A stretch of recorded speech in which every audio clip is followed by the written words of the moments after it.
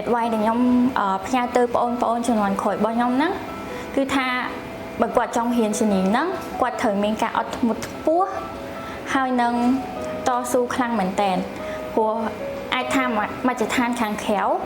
គាត់អាចនឹងមើលយើងថាយើងជាមនុស្សស្រីអញ្ចឹងគាត់គិតថាយើងអត់អាចធ្វើបានទេតែអ្នកទាំងអស់គ្នាអាចមើលខ្ញុំជាគំរូបានពីមុនខ្ញុំក៏ធ្លាប់គិតថាខ្ញុំធ្វើអត់បានទេរៀន IT ហ្នឹងតែមកដល់ឥឡូវបាទខ្ញុំដឹងថាខ្ញុំអាចធ្វើបាន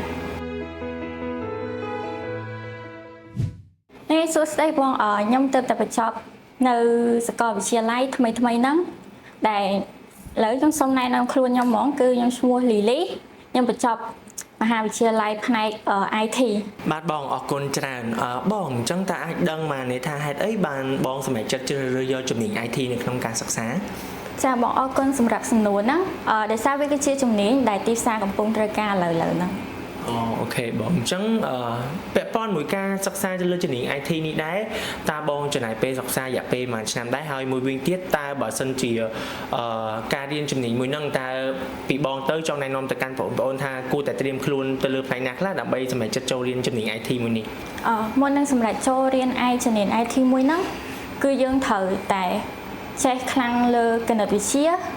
ហើយនិងភាសាអង់គ្លេសអូខេចឹងតើមាន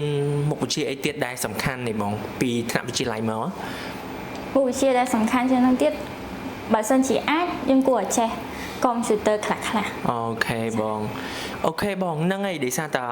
យើងធ្លាប់តែឃើញពាក់ព័ន្ធមួយអ្នកជ្រើសរើសជំនាញ IT ជាបរិសុទ្ធហេតុអីបានបងជានារីសម្រាប់ចិត្តជ្រើសរើសជំនាញ IT ហ្នឹងហើយតើបងអាចលើកទឹកចិត្តទៅកាន់នារីចំនួនក្រោយឯងបើសិនជាគាត់រៀនជំនាញ IT ដូចបងដោយសារតែជំនាញហ្នឹងខ្ញុំឃើញបងផលគាត់ភាគច្រើនគាត់ជ្រើសរើសយកជំនាញហ្នឹងហើយភាគច្រើនបងស្រីគាត់ចង់រៀនដែរប៉ុន្តែគាត់គិតថាគាត់អត់អាចធ្វើបានអីចឹងទៅខ្ញុំក៏សម្រេចចិត្តថាខ្ញុំចង់សាកល្បងវាហើយខ្ញុំធ្វើបានមែនអរគុណច្រើនបងព្រោះអីឃើញបងធ្វើបានមែនហេតុអីបានធ្វើបានព្រោះអីបងទើបតែប្រឡងបញ្ចប់សាកលវិទ្យាល័យបញ្ញាបត្រផ្នែក IT របស់បងចាបងអញ្ចឹងតើការរៀនជំនាញមួយហ្នឹងមានផលវិបាកអីខ្លះដែររយៈពេលដែលកំឡុងពេលសិក្សាចំពោះជំនាញមួយហ្នឹងគឺវាត្រូវការចំណាយពេលរៀងច្រើនហើយរៀងយប់ច្រើនដោយសារត្រូវការធ្វើassignmentជាច្រើនគ្រូភាគច្រើនគាត់ដាក់មកគឺជាន់គ្នាតែមកអញ្ចឹងបងបន្ទាប់ពីបងបានរៀនចប់ជំនាញហ្នឹងបងគិតថាតើតម្រូវការងារផ្នែក IT របស់បងដែលកំពុងតែជ្រើសរើសតើវាមានទូលំទូលាយអត់នៅក្នុងស្រុករបស់យើងខ្ញុំគិតថាជំនាញ IT មួយហ្នឹងគឺវាទូលំទូលាយខ្លាំងមែនទែនព្រោះគ្រប់ក្រុមហ៊ុនទាំងអស់ភាគច្រើនគឺត្រូវការជំនាញ IT ហ្នឹងច្រើនហេបងអញ្ចឹងបងឃ្លាចុងក្រោយតើបងអាចឲ្យ advice ទៅកាន់ audience អ្នកកំពុងតែមើលបានទេបើសិនជាគាត់ឆ្លាញ់ជំនាញមួយហ្នឹងចំពោះ advice ដែលខ្ញុំផ្ញើទៅបងប្អូនជំនាន់ក្រោយរបស់ខ្ញុំហ្នឹងគឺថាបើគាត់ចង់ហ៊ានជំនាញហ្នឹងគាត់ត្រូវមានការអត់ធ្មត់ខ្ពស់ហើយនឹងតស៊ូខ្លាំងមែនតើព្រោះអាចថាមជ្ឈដ្ឋានខាងក្រៅ